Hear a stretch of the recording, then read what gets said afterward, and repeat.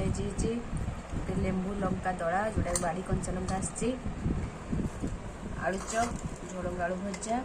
गोटे आलू पियाज भजा माछ भजा मिक्सचर पखाल भात ठीक है सब किसी चलते टे टमाटो सॉरी लेंबू आ लंका दलिदेवा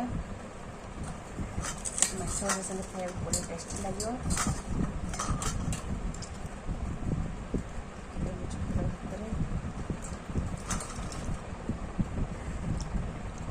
खाइबा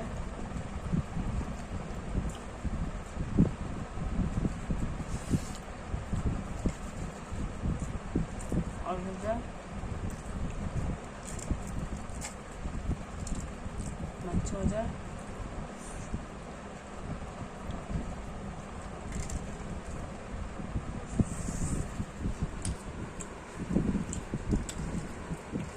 मिक्सचर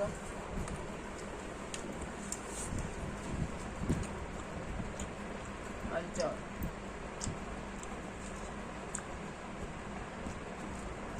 झुड़ंग भजा